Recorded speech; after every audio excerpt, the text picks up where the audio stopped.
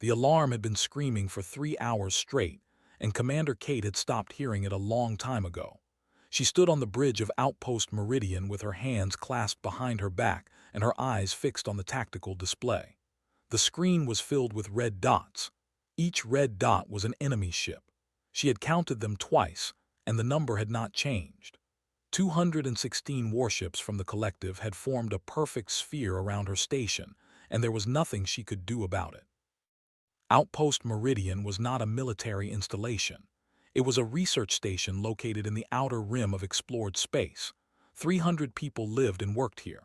Scientists and engineers and their families had made this place their home for the past 5 years. They studied the strange nebula that surrounded this sector. They mapped distant stars. They sent reports back to Earth about things they had discovered. They were explorers and dreamers, and none of them had signed up for war.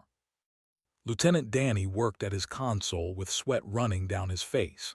He was young and had joined the station only 6 months ago. This was supposed to be a quiet posting where he could gain experience before moving on to bigger assignments. Now he was watching enemy ships power up their weapons, and he was trying very hard not to panic. Chief Science Officer Laura walked onto the bridge with a tablet in her hand. She was a small woman with gray hair and kind eyes, but right now those eyes were filled with worry. She had been running calculations for the past hour, and the results were not good. She handed the tablet to Commander without saying a word.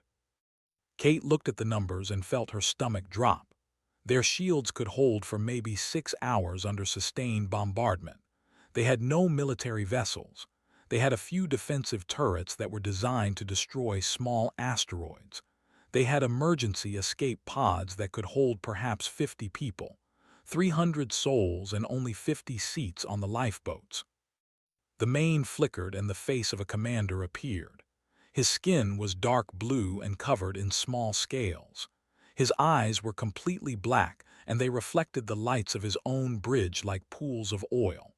When he spoke, his voice was deep and carried the confidence of someone who had never lost a battle. His name was Supreme Commander, and he had conquered 11 species in his career. The Collective was one of the oldest empires in the galaxy. They had been expanding their territory for thousands of years, and they had developed a simple approach to dealing with other civilizations: surrender or die. Those who surrendered became slaves. Those who resisted became examples. Looked at Commander with something that might have been amusement. He told her that resistance was pointless. He told her that his ships could destroy the station in minutes if he gave the order. He told her that they were merciful to those who submitted willingly. Her people would be taken to space. They would serve the Collective. Their children would be educated in proper ways. In a few generations, they would forget they had ever been human. Kate listened to all of this with a calm expression. Inside, she was terrified, but she had learned long ago that leaders could not show fear. Fear was contagious, and her people needed to believe that someone had a plan. She told that she would need time to consider his offer. She told him that she had to speak with her people and prepare them for what was coming. She asked for 12 hours. Agreed because he saw no reason to hurry. His fleet was in no danger. The humans had no weapons capable of threatening his ships. He would give them their 12 hours, and then he would take what he wanted regardless of their answer. He ended the transmission with a smile that showed rows of small, sharp teeth. Kate turned away from the screen and looked at her crew. Danny was staring at her with hope in his eyes. Laura was holding her tablet like a shield. The other officers on the bridge were silent and waiting for her to tell them what to do. She took a deep breath and made her decision. There was a frequency that most species avoided. It broadcast from a sector of space that the Galactic Council had marked as dangerous. Other civilizations called it the graveyard because ships that went there rarely came back. But Kate knew what was really there. Fleet Command Omega, the place where humanity kept its most dangerous assets. The ships crewed by veterans who had fought in wars that the rest of the galaxy pretended did not exist. She told Danny to open a channel on the emergency frequency.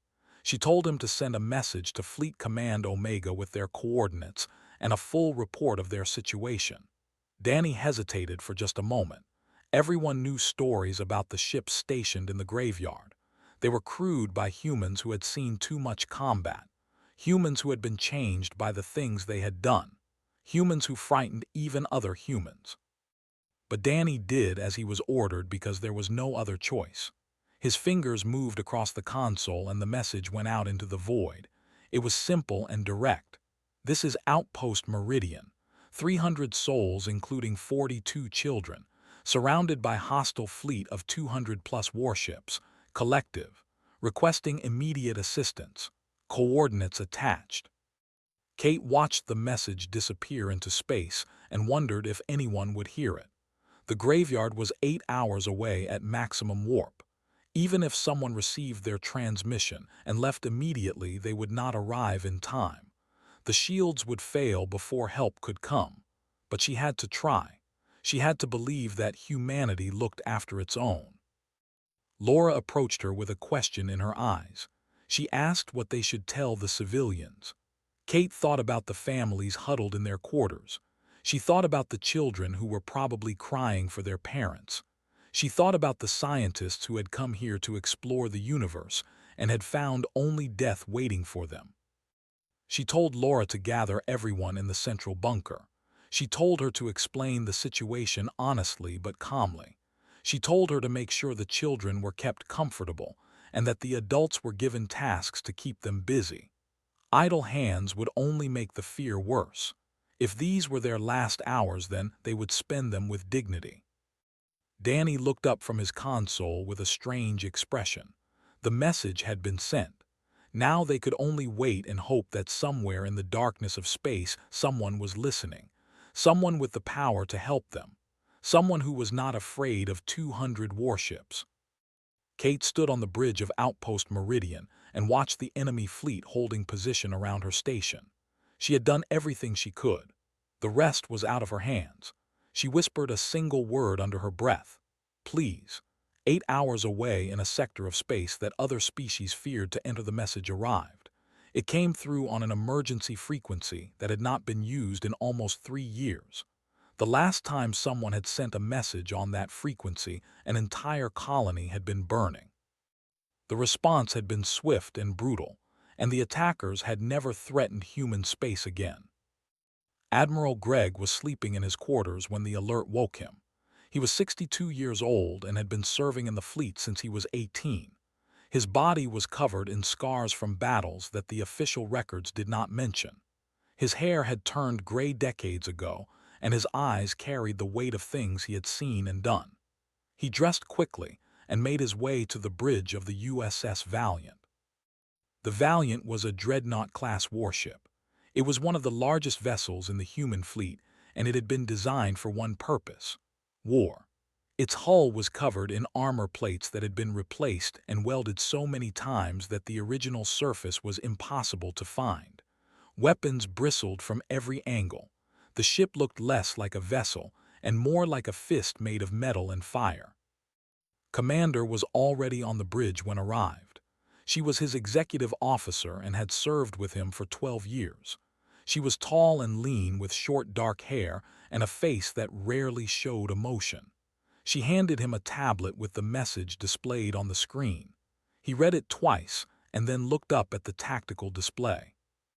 300 souls, 42 children, 200 enemy warships. The collective. He knew the well. They had been expanding into human space for years, and the Galactic Council had done nothing to stop them. The Council considered humanity a young species that had not earned a voice in galactic affairs. They called Earth a death world and treated humans like dangerous animals that needed to be watched carefully. Had never cared what the Council thought. He cared about the 300 people who were trapped on a research station with no way to defend themselves. He cared about the 42 children who were probably terrified and crying for someone to save them. He looked at and asked how long it would take to reach Outpost Meridian at maximum warp. She told him 8 hours, maybe 7 if they pushed the engines past their safety limits. He nodded and opened a fleet-wide channel. His voice was calm and steady when he spoke. He told his captains that they had received a distress call from human civilians. He told them the odds were not good. 12 ships against more than 200. He told them that anyone who wanted to stay behind was free to do so, and no one would think less of them. No one stayed behind. Captain Ben commanded the destroyer USS Fury. His ship was smaller than the Valiant, but it was fast and heavily armed. It had been designed for close-range combat that other species considered suicidal, was 40 years old and had been fighting since he was 20. He had volunteered for duty at Fleet Command Omega because he understood what kind of war was coming. The galaxy did not respect weakness. It only respected strength. He gathered his crew and told them what was happening. They listened in silence, and when he was finished, they went to their stations without a word. These were not soldiers who needed speeches or motivation. These were predators who had been waiting for the hunt. Across the fleet, the same scene played out on every ship. Crews prepared for battle with quiet efficiency. Weapons were charged and checked. Armor was sealed. Medical bays were cleared and ready to receive wounded. Everyone knew the odds and no one complained. This was what they had trained for. This was what they existed to do. Admiral sat in his command chair and watched his fleet come to life around him. The USS Valiant, the USS Fury, the USS Relentless, the USS Ironclad, 8 more vessels with names that promised violence, 12 ships crewed by humans who had been forged in the fires of wars that the rest of the galaxy pretended did not exist. The Galactic Council had always feared humanity. They called Earth a death world because the conditions there were so harsh that most species could not survive for more than a few hours. High gravity, toxic atmosphere, extreme temperatures, predators at every level of the food chain, diseases that mutated faster than medicine could adapt, natural disasters that could wipe out entire populations in hours. Humans had evolved on that world. They had survived everything their planet could throw at them. They had learned to fight and kill and adapt. They had developed a simple philosophy about threats. You did not negotiate with something that was trying to kill you. You killed it first, and then you made sure nothing like it could ever threaten you again. The fleet jumped to hyperspace, and the stars stretched into lines of light, looked at the tactical display, and calculated the time until arrival. 8 hours, maybe 7 if the engines held. He wondered if the people on Outpost Meridian would still be alive when he got there. He wondered if they understood what was coming for them. Commander approached him with a question. She wanted to know what the rules of engagement would be, thought about this for a long moment. They had surrounded human civilians. They had threatened to enslave them. They had threatened to take their children and raise them as servants. He looked at and gave her a single-word answer. None. She nodded and returned to her station. The message would be passed to every ship in the fleet. No rules of engagement meant exactly what it sounded like. They had made themselves enemies of humanity. They would be treated as such. In the medical bay, Dr. Lisa prepared her equipment and waited. She had served on the Valiant for 5 years, and she had learned to prepare for the worst. Human soldiers fought hard, and they often came back broken. She had saved hundreds of lives in her career, and she had lost dozens more. Every loss haunted her, but she kept working because that was what humans did. They kept going even when everything seemed hopeless. The fleet moved through hyperspace toward Outpost Meridian, 12 ships carrying less than 3,000 crew members. They were flying toward a battle they could not win by any logical calculation. The enemy had them outnumbered by almost 20 to 1. Any other species would have considered this a suicide mission. But humans were not like other species. They had come from a death world. They had learned that survival was not given. It was taken. And when someone threatened their family, they did not count the odds. They simply destroyed the threat. Admiral closed his eyes and rested while he could. In 7 hours, he would be facing the largest enemy fleet he had ever seen. In 7 hours, he would find out if his people were still alive. In 7 hours, the collective would learn what it meant to threaten humanity. He was looking forward to it. On Outpost Meridian, the hours passed slowly. Commander Kate had not slept since the siege began. She stood on the bridge watching the enemy fleet hold position around her station. They had not attacked yet. They were waiting for her answer, and she had been stalling for as long as she could. The civilians were gathered in the central bunker deep inside the station. Laura had organized them into groups and given everyone something to do. The engineers were reinforcing the bunker doors. The scientists were cataloging emergency supplies. The parents were keeping the children calm with games and stories. Everyone knew the situation was hopeless, but they kept working because movement was better than sitting still and waiting to die. Danny had been monitoring all frequencies for any response to their distress call. For 7 hours there had been nothing but static. He was beginning to lose hope. The emergency frequency was supposed to reach Fleet Command Omega, but maybe no one was listening. Maybe the ships in the graveyard had more important things to deal with. Maybe help was not coming at all. Supreme Commander was growing impatient.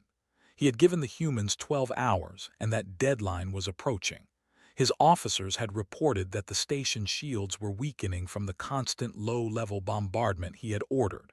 A few more hours, and they would be able to board without any resistance. The humans would be taken alive if possible. Live slaves were worth more than dead examples. Had studied humans before this mission. The Galactic Council classified Earth as a Class 12 death world. This was the highest danger rating possible. Species that evolved on death worlds were known to be unpredictable and violent. They developed strange abilities to survive in conditions that would kill most other beings. The Council recommended extreme caution when dealing with them, but was not worried. Humans had only been spacefaring for about a century. Their technology was primitive compared to their fleet was scattered across too many systems.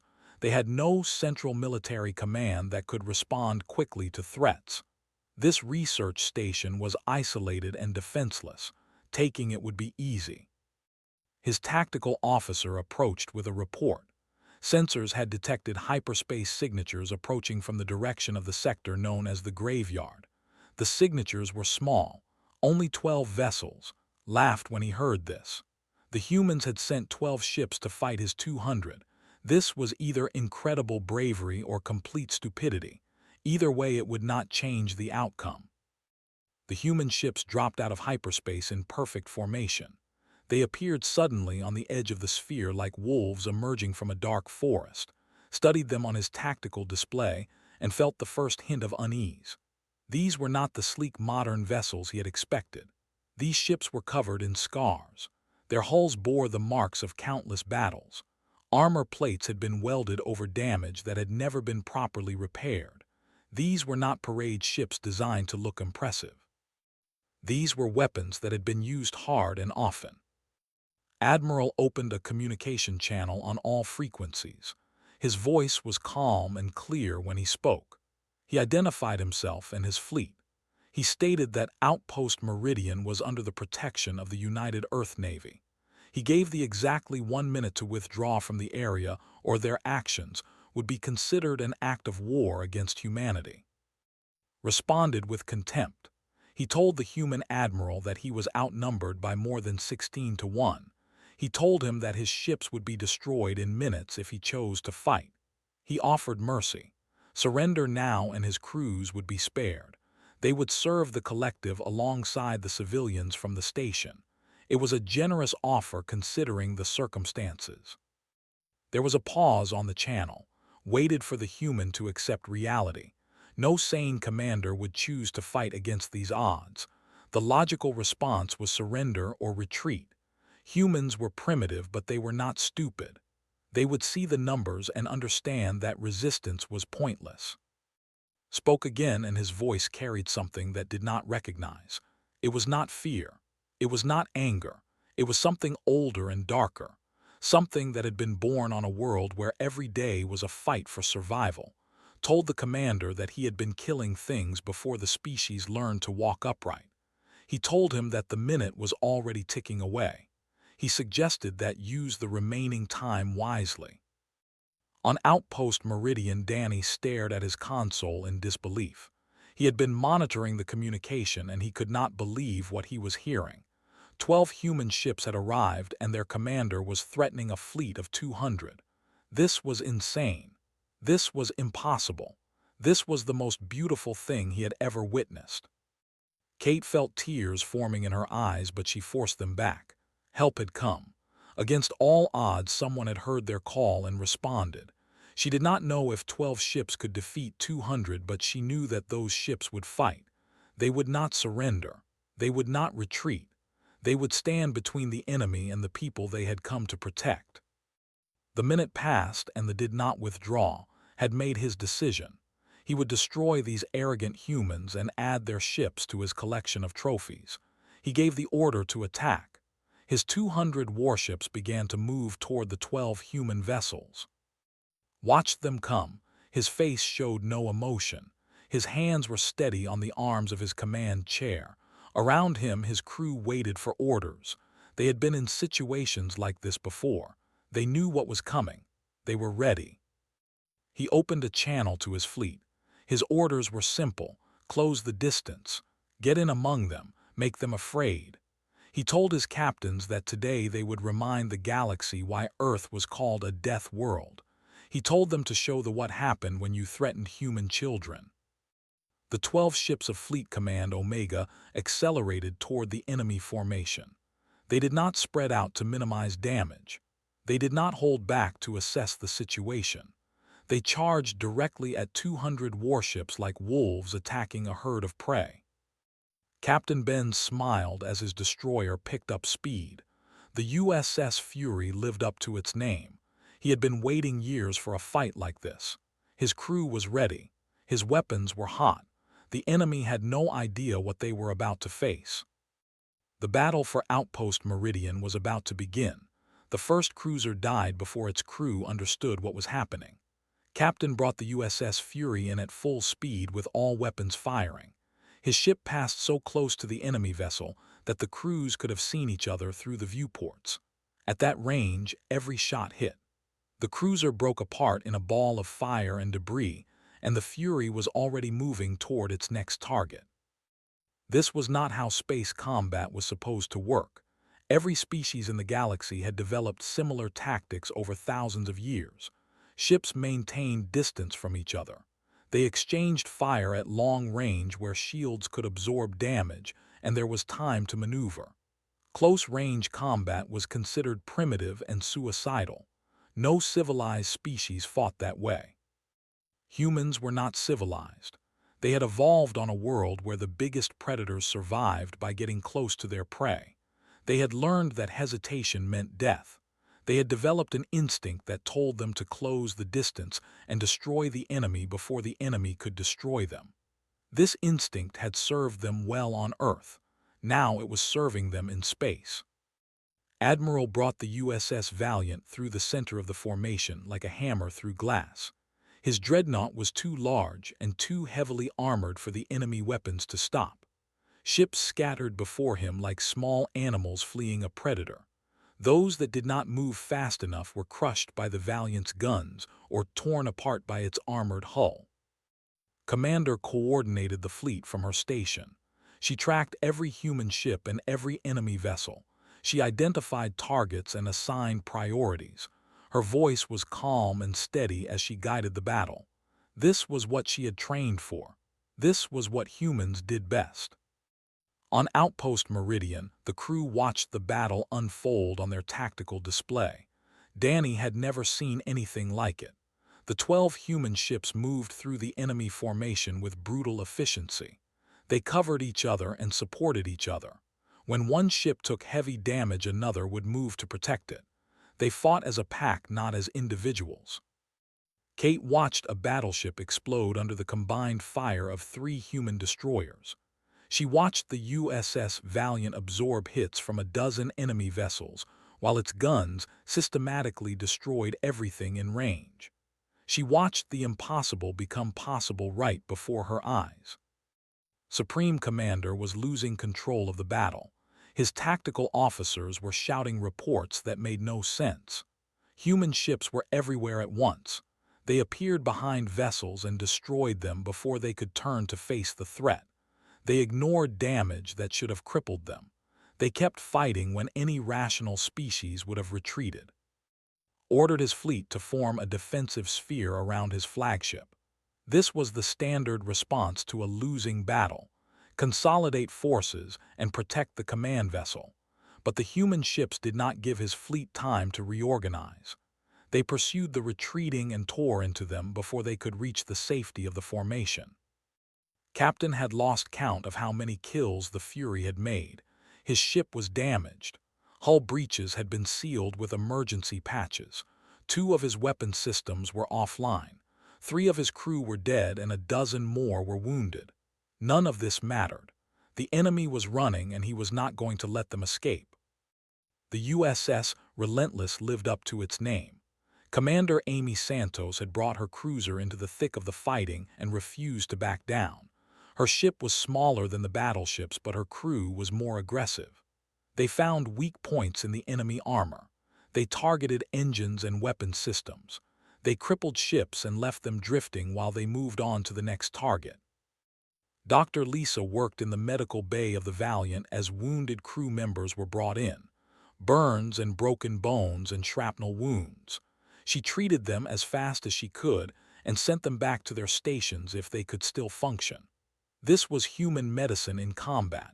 Patch them up and get them back in the fight. Watched his fleet disintegrate around him. 40 ships destroyed. 60 more damaged beyond combat effectiveness. The humans had lost only 2 vessels, and one of those was still fighting despite having half its hull torn away. This was not possible. This violated every rule of warfare that he had ever learned. He ordered a full retreat. His remaining ships broke formation and fled in every direction.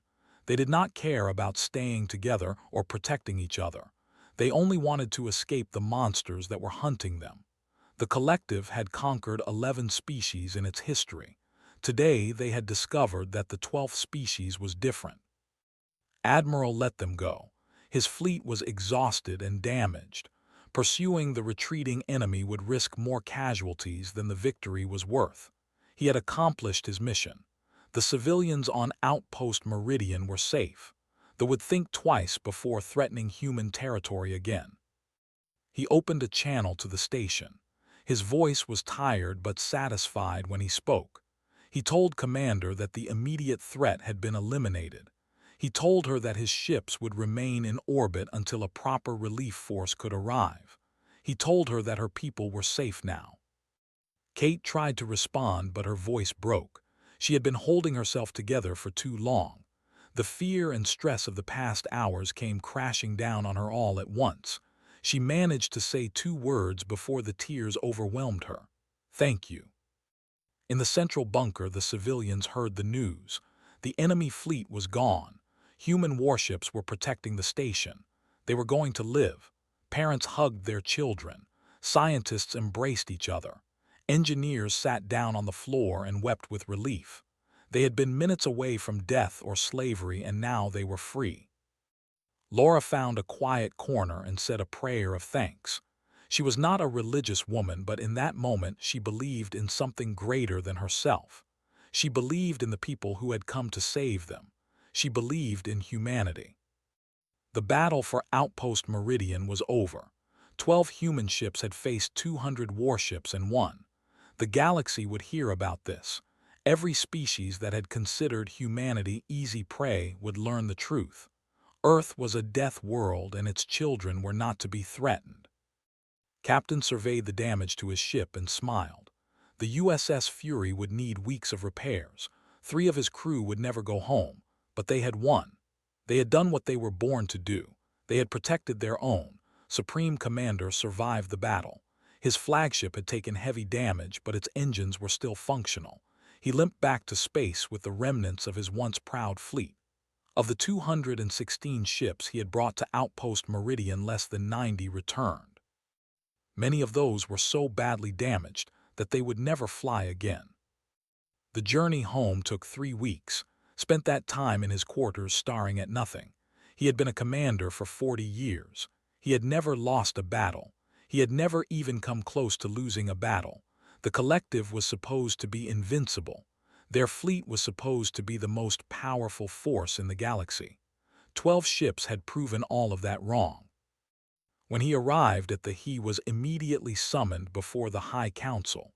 They demanded an explanation for the disaster.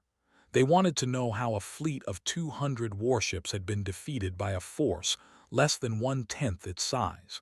They wanted someone to blame. Told them the truth. The humans did not fight like other species. They did not follow the rules of civilized warfare. They charged into close-range combat without regard for their own safety.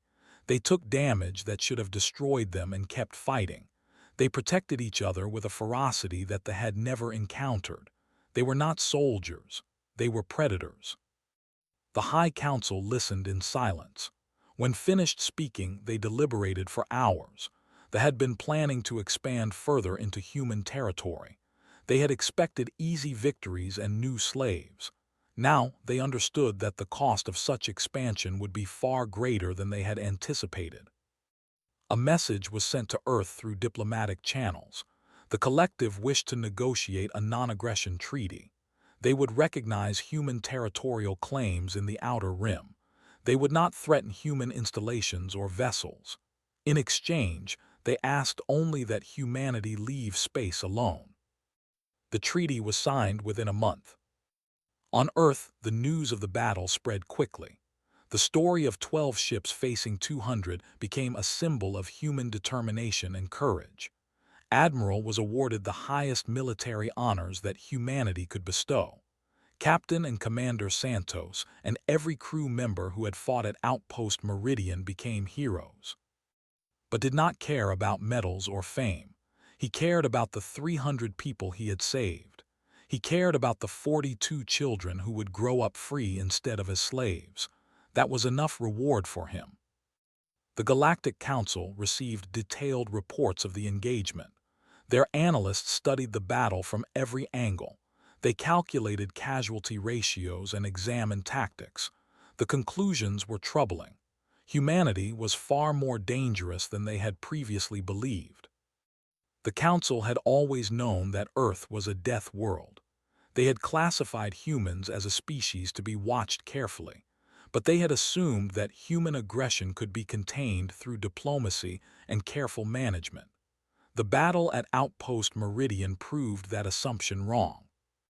When humans felt threatened, they did not negotiate. They did not calculate odds. They attacked with overwhelming violence, and they did not stop until the threat was eliminated. This was not rational behavior by galactic standards. This was the behavior of apex predators who had survived by being more dangerous than anything else on their planet. Several species that had been considering hostile action against human colonies quietly reconsidered. The Empire canceled plans to raid human shipping lanes. The Federation decided that their border dispute with humanity could be settled through peaceful negotiation. The Dominion stopped referring to humans as primitives and started referring to them as neighbors. Commander Kate remained at Outpost Meridian.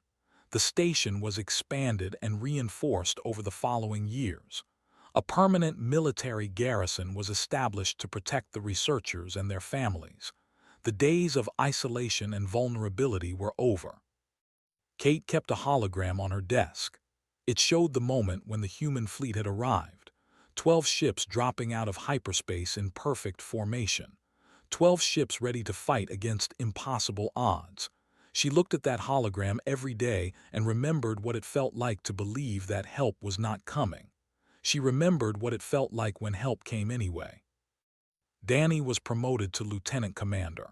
He had performed well during the crisis, and his superiors had noticed. He stayed at Outpost Meridian because he had grown to love the place. He also stayed because he wanted to be there if something like this ever happened again. He wanted to be the one who sent the message that brought the wolves. Laura published a paper about the experience. She wrote about the psychology of facing death and the importance of community during crisis. The paper was widely read and helped other installations prepare for similar situations. She also wrote about the moment when the human ships arrived. She called it the most beautiful thing she had ever seen. Admiral retired 3 years after the battle. He had given enough of his life to the fleet. He settled on a quiet colony world and spent his days fishing and reading. Sometimes old shipmates would visit, and they would talk about the battles they had fought. Sometimes they would talk about Outpost Meridian and the look on the commander's face when he realized what was happening. The galaxy continued to spin. Species rose and fell. Empires expanded and contracted. Wars were fought and treaties were signed. But something had changed. Humanity had announced itself to the universe. They had proven that they would protect their own no matter the cost. They had shown what it meant to come from a death world. Years later, historians would look back at the Battle of Outpost Meridian as a turning point. It was the moment when the galaxy learned to respect humanity. It was the moment when predators became neighbors. It was the moment when 12 ships changed everything. In the end, it came down to something simple. Humanity looked after its own. That was the lesson. That was the truth. You could threaten humans if you wanted to. You could surround them and outnumber them and demand their surrender. But eventually help would come. Eventually the wolves would arrive. And when they did, you would learn what your ancestors learned millions of years ago on their own worlds. Some prey fights back.